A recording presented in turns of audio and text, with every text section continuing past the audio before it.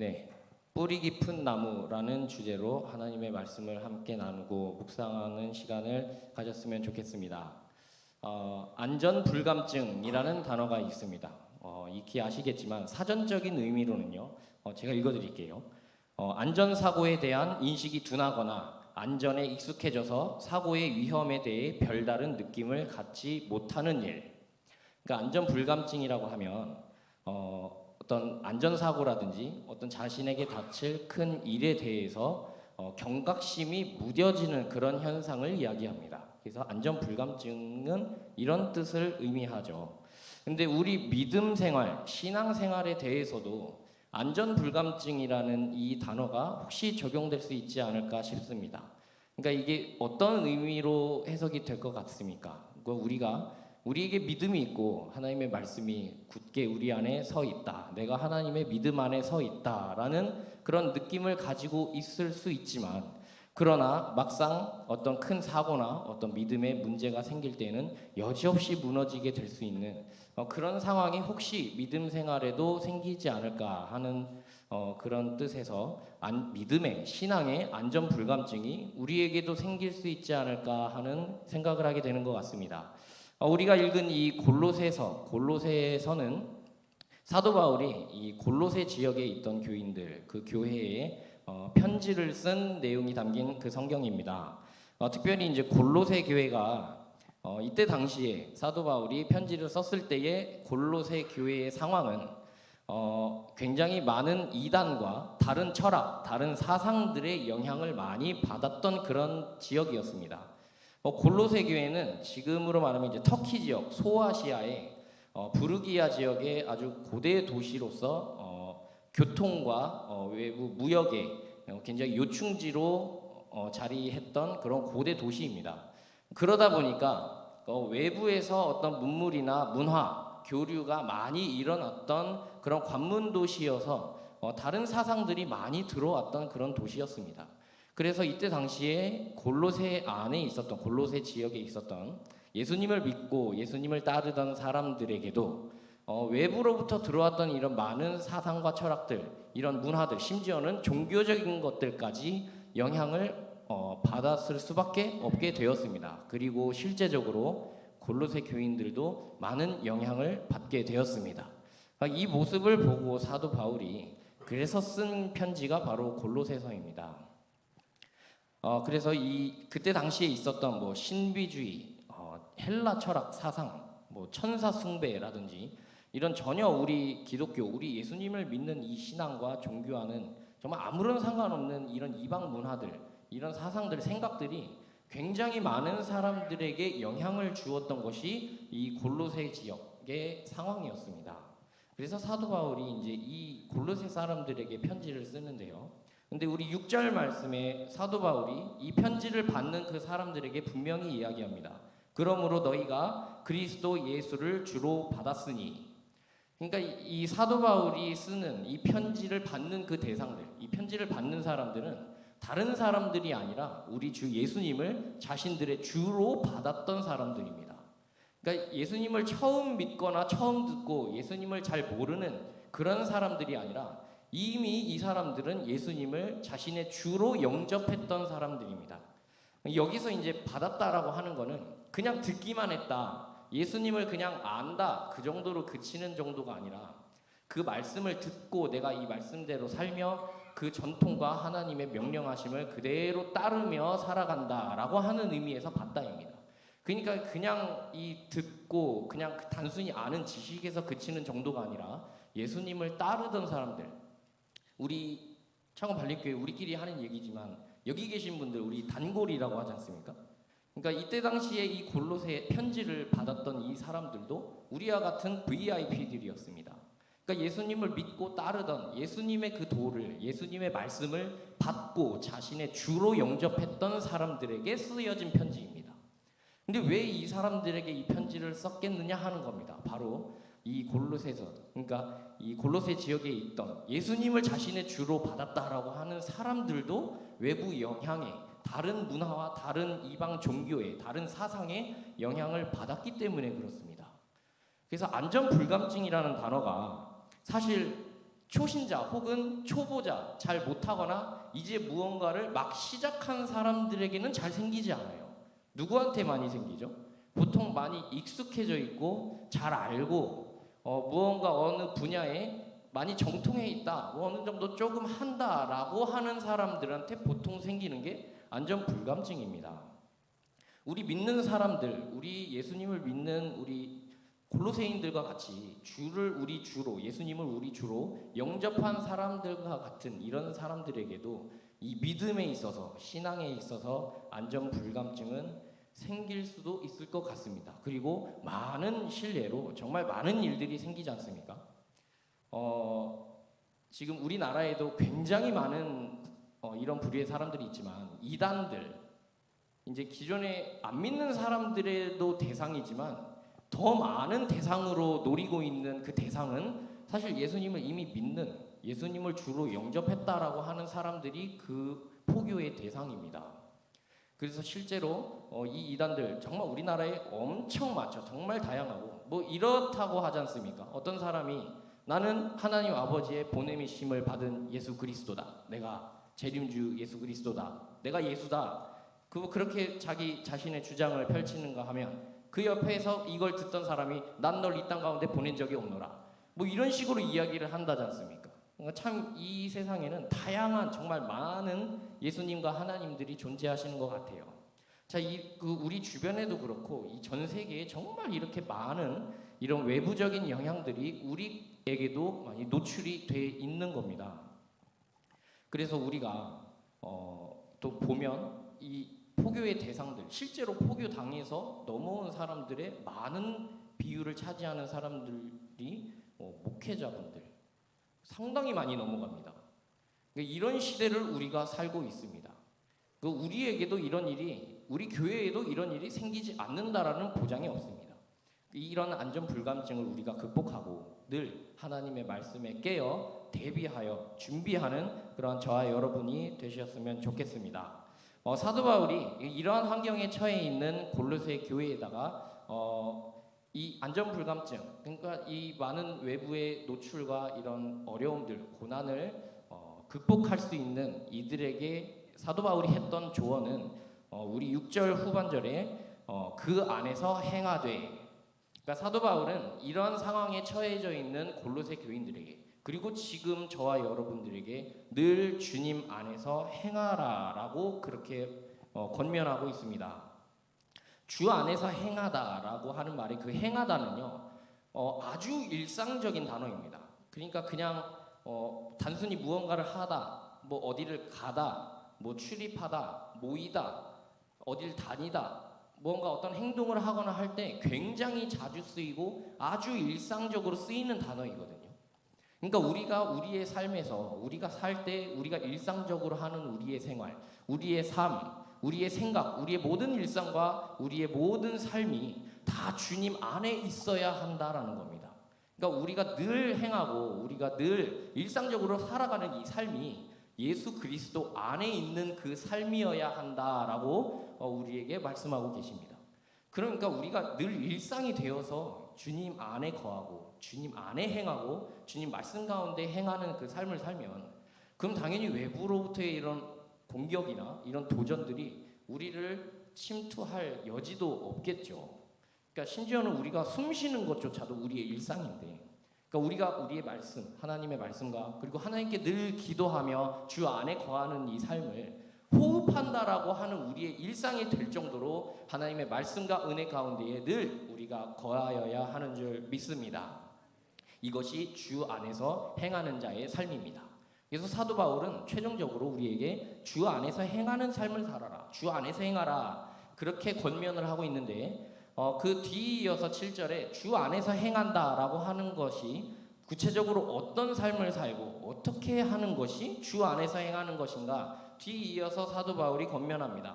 우리 이 7절 말씀에서 네 가지를 우리가 볼 수 있습니다. 그 첫 번째로 그 안에 뿌리를 박으며 라고 되어 있습니다. 그러니까 우리의 삶에, 우리의 심령에, 우리의 모든 뿌리를, 우리 사람이라고 하는, 나 자신이라고 하는 모든 뿌리를 그 안에, 주 예수 그리스도의 안에, 하나님의 말씀 안에 뿌리 깊이 박으라. 우리의 삶의 뿌리를 주님의 말씀 가운데에 뿌리 박으라라고 말씀하십니다.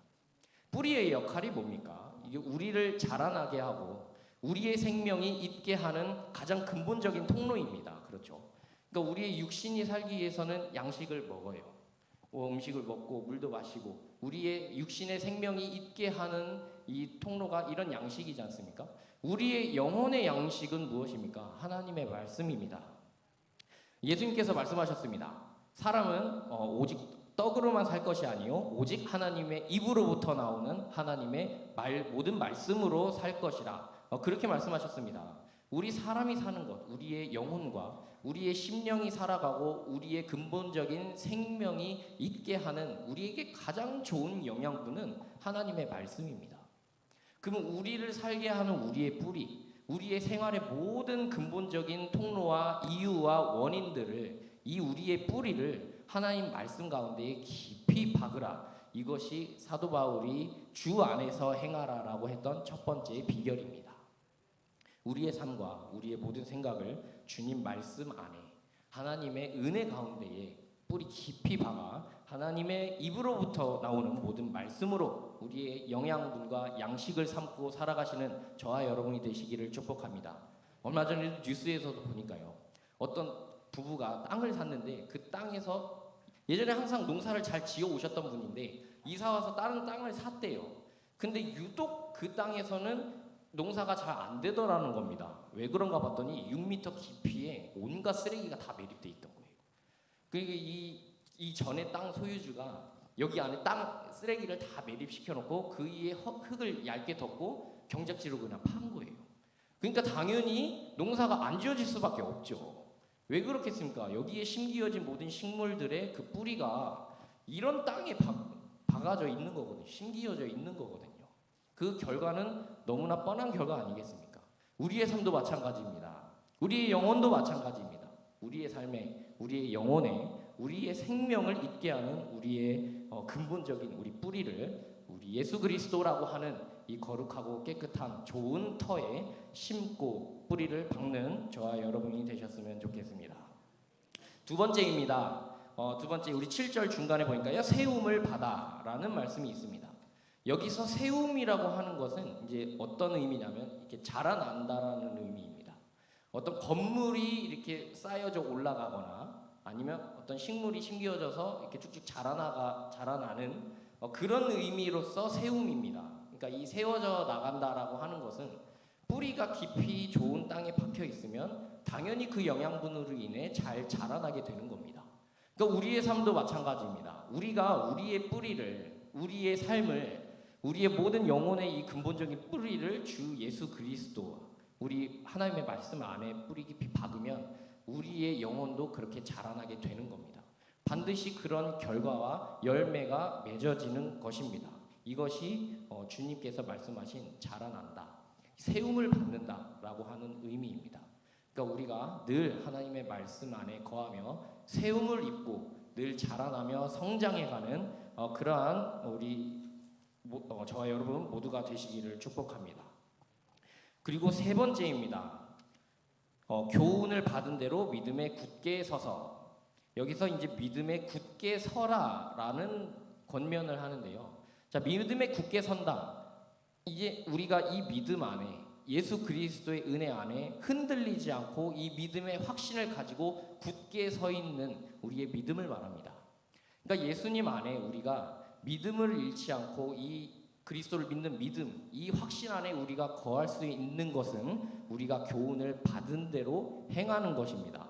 주님께서 말씀하신 대로요. 우리가 교훈 받은 대로 주님께서 우리 말씀을 통해서 우리에게 주시는 그 말씀과 명령에 순종함으로 살아갈 때에 우리가 이 믿음 안에, 확신 안에 거하게 될 수 있는 줄 믿습니다. 우리가 말씀하신 대로죠. 예수님께서 행하신 대로, 예수님께서 보여주시고 말씀하신 대로 우리가 살아가는 것입니다. 그러니까 기도를 할 때도 예수님께서 어떻게 기도하셨습니까? 십자가에 이제 잡히시기 전날 밤 겟세마네 동산에서 땀이 피가 되도록 기도하시며 이렇게 기도하셨습니다.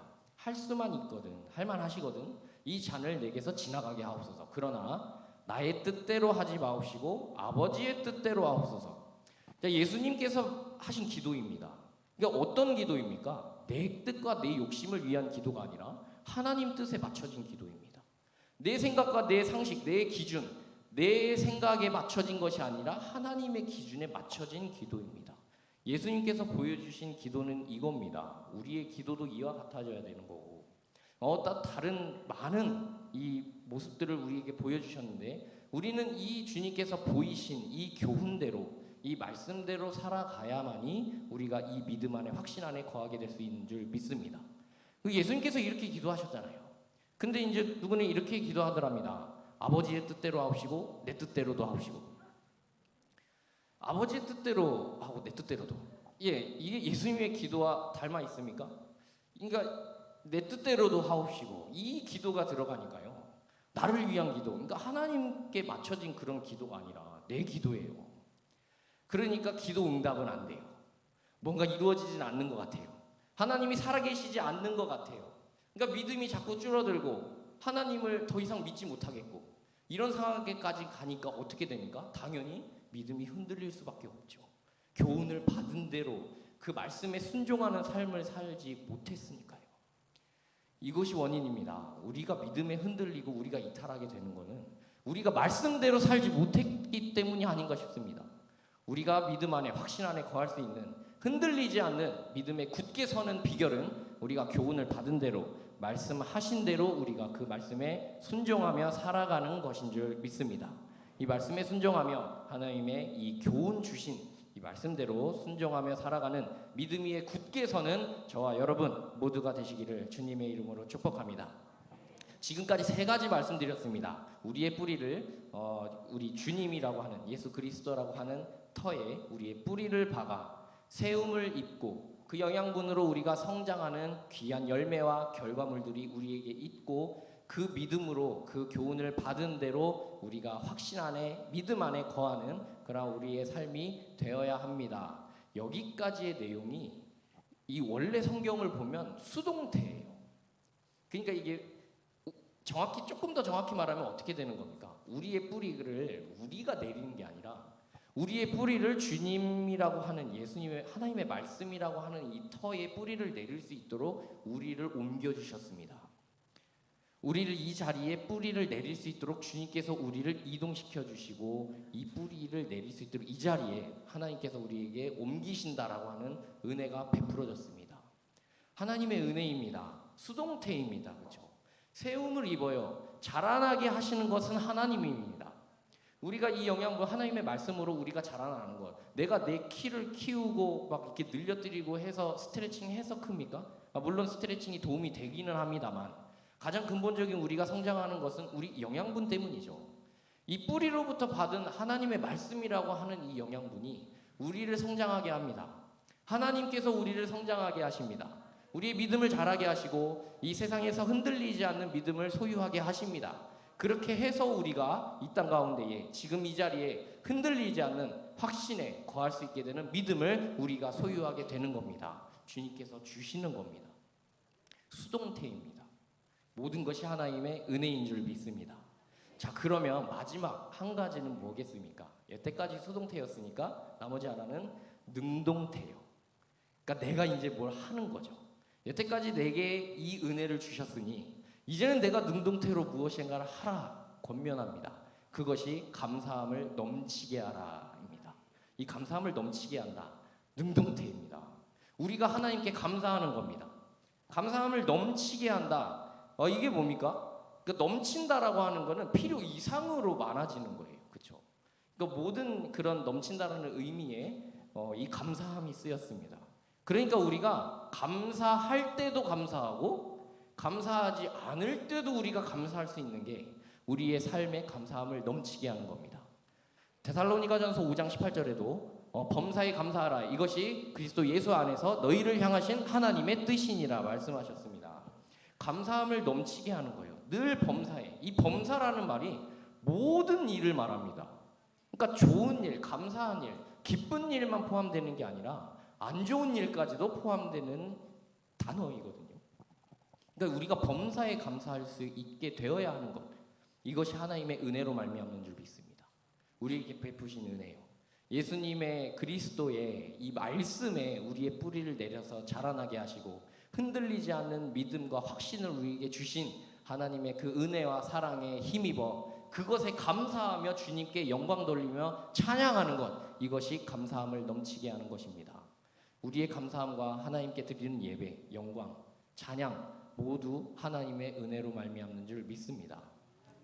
얼마 전에 누군가한테 얘기를 들었는데 우리나라의 어떤 가수가 그 코로나에 걸렸답니다.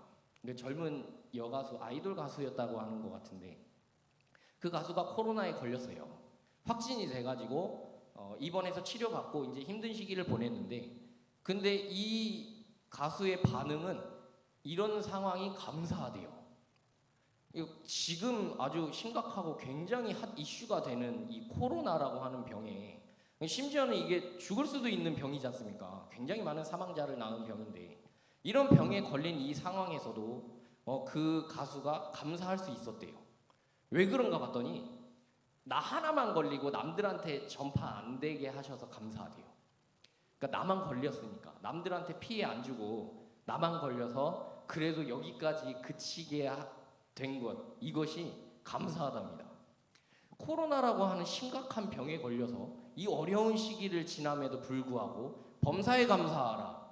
정말 이 말씀을 실천한 사례 아니겠습니까? 이런 상황에도 불구하고 감사함을 넘치게 하여 감사함을 표출했던, 감사함을 표현했던 이 사람과 같이, 마치 욥이 그 자신이 가진 모든 가정과 재산과 심지어는 자신의 건강까지도 다 잃어버리고 이런 엄청난 고난의 시간을 지나면서도 하나님께 고백했던 그의 고백처럼요. 모태에서 내가 알몸으로 나왔사온즉 알몸이 그리로 돌아가올지라 주시니도 여호와시요 거두시니도 여호와시니 하나님의 이름이 찬양을 받으실지니이다. 이런 상황에서도 범사에 감사했던, 하나님께 영광 돌렸던 욥의 고백과 같이 우리도 범사에 늘 감사하며 이 감사함을 넘치게 하는 그러한 삶이 되어야 할 줄 믿습니다. 이 모든 감사함, 하나님께 드리는 영광과 찬양이 이 하나님의 우리에게 주신 은혜로 말미암은 줄 믿습니다.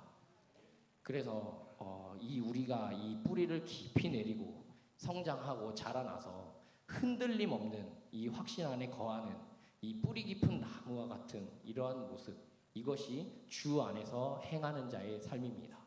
뿌리 깊은 나무는 그 어떤 거센 바람과 폭풍이 몰아쳐도 절대 뽑히거나 쓰러지지 않습니다.